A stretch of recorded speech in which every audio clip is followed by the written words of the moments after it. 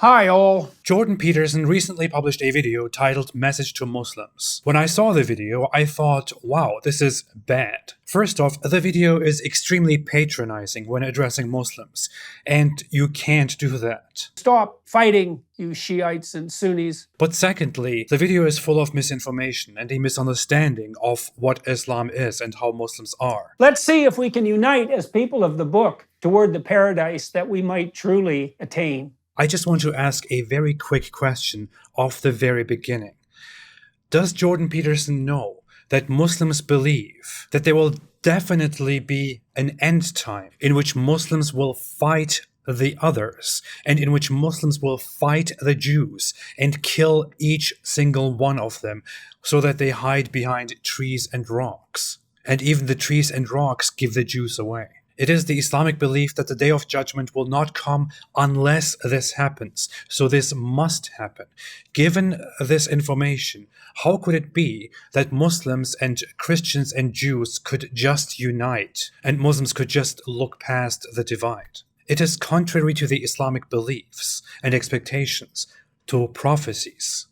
It has been so heartening to see that my biblical lectures, for example, attracted a large Muslim audience. I doubt that because Muslims are actually not very much interested in the Bible and in biblical lectures and teachings. Muslims reject the Bible as a corrupt scripture. Most of the biblical references that you make, like the Tower of Babel, have driven them into the towers of Babel, are not found within Islam and are not known by Muslims. For peace between all the people of the book.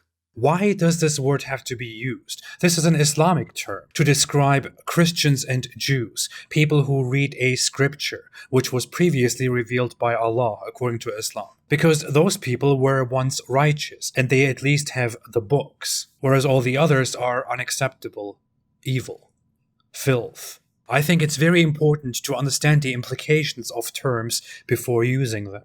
It is time for those of you in the Muslim world to stop fighting among yourselves. He urges Muslims to stop fighting among each other. Well, good luck with that. I don't think that's going to happen, considering that Muhammad himself commanded the killing of apostates and also warned Muslims against fellow Muslims who are hypocrites and who don't practice Islam properly. And he told his followers to go and kill certain people who pretend to be Muslims, but their faith doesn't go beyond their throat. And also time to stop regarding the Christians, and even more specifically, the Jews, as your enemies. He wants Muslims to stop hating Jews and Christians. But how can you have such an expectation when Muslims learn to love what Allah loves and hate what Allah hates? And the Quran clearly says that Christians and Jews are the worst of creatures, together with all those who don't believe in Islam, who reject Islam.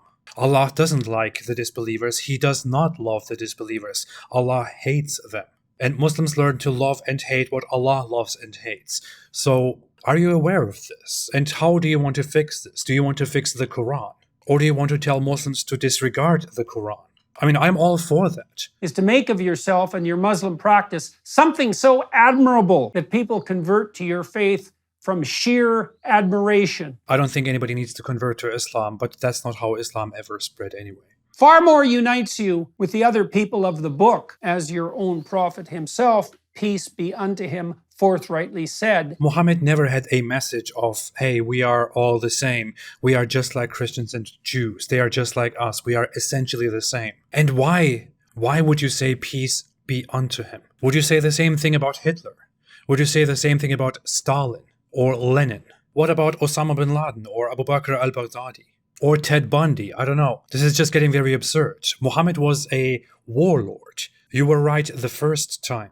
A warlord who established a religion, married multiple wives, of whom one was a little child, who acted as he wished, who oppressed people, who sent his armies, his men to destroy people and to massacre populations. Muhammad was not a man of peace. Muhammad was a warlord. People have suffered because of him. People still suffer because of him. Nobody should be invited, told, tempted to say, peace be upon him when mentioning Muhammad. There is no peace with Muhammad. There is peace without Muhammad. And you are all threatened by the system of vengeful Luciferian ideas that currently confronts all that is transcendent, traditional, and valuable on the sexual front, on the familial front, on the conceptual front, on the psychological and sociological front, on the theological front. So, how about we all quit squabbling and face the real problem? Now, when you look beneath the surface, the message actually gets very messed up here. The message here is that the world is being threatened by degenerate, Luciferian, satanic ideas, and that Jews, Muslims, and Christians should reach across the divide and work together against this. Now, how can I, as an ex-Muslim who is threatened by Islam, not see this as a very hostile, a very threatening, a very dangerous move? Here I am, a lover of individualism, of Western values, of freedom, of intellectual enlightenment, thinking that advanced thinkers like Jordan Peterson would also advocate for Western values and for open minds. But here he is, speaking to those oppressors who want to capture and torture my fellow ex-Muslims and others in the Islamic world, and telling them to work together against the degeneracy within. How can I not see this as an elitist call to religious people to unite and work against social corruption within? Now, in the West, that would be tackling progressivism. In the Islamic world, that would be tackling anything that is threatening to the Islamic ethos, which is basically everything that is good in the West. People like me would suffer. Free thinkers would suffer, atheists would suffer, Christians would suffer, Jews would suffer, people of different religions would suffer, women would suffer the most, gay people would suffer, just so you can get your message across and just so you can tackle progressivism in the West. Let me tell you something, I recently said this to Michaela, but social conservatism and social progressivism in the West are very close to each other. You are extremely close to each other.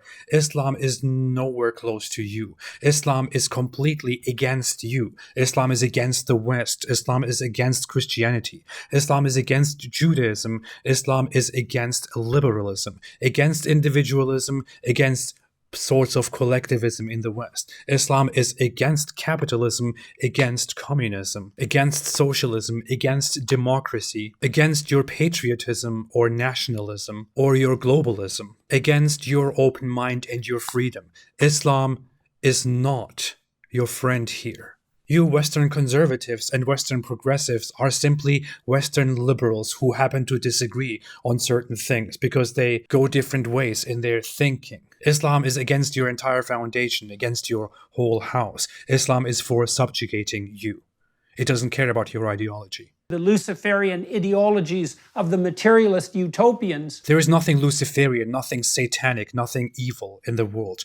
People have different beliefs and different ideas. People do what they think is in their best interest, what they think is in the best interest of humanity. If their epistemology is different from yours, if you believe that humans are motivated by some goodness, some spark of good that is out there in nature or God-given, and others don't believe in that, others believe in the preservation of existing human life, and they take their morals from human experience and from science, then you will come to different conclusions, all based on the same initial principle, making the best out of what you have in the best interest for you and humanity. I'm sorry for preaching this, but I thought this is very simple. As you strive to become the light in the world that your faith truly demands. Islam doesn't demand people to be a light in the world. Islam commands people to fight and to establish Islam's superiority, to fight those who don't believe in God and in Muhammad and in the last day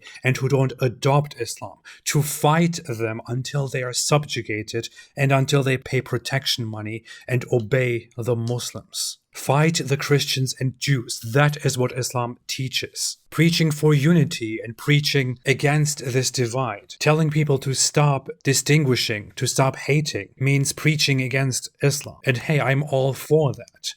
But Dr. Jordan Peterson's take seems very uninformed on this issue. Perhaps it is time for those who purport to be followers of God to act like it. You all believe, for example, in God. You are all followers of a prophetic tradition. Muslims are not taught that they are all Muslims, Christians, and Jews. people of God who all follow monotheism and who all read a book. No, Muslims learn that there is only one true religion that can be accepted in the world, and that is Islam. And the others are evil. They will go to hell forever. They are corrupters. They are liars. They are the worst of creatures. That's what Islam preaches and teaches. And yes, I believe people should stop with the discrimination and the division and the hate and all that. But for that, people need to stop Islam. Quit Islam. And I'm sorry, but if you want to call for unity and for peace, then I think calling for religious people to unite and to tackle the degeneracy within is certainly not the way to go. I'm sure I'm not the only person who doesn't react well to that. Let's see if we can unite as people of the book. It is as Islamic scholars and Muslim historians said, dear Dr. Peterson, that Islam is different from other religions because Islam has the duty to spread by will or by force and to conquer the world. And when Islam gets what it wants, when it is superior, then Islam will not care about your friendship and your common values and concerns. No, Islam will conquer you too. I don't think you should work toward that. Thank you for listening and stay away from Islam.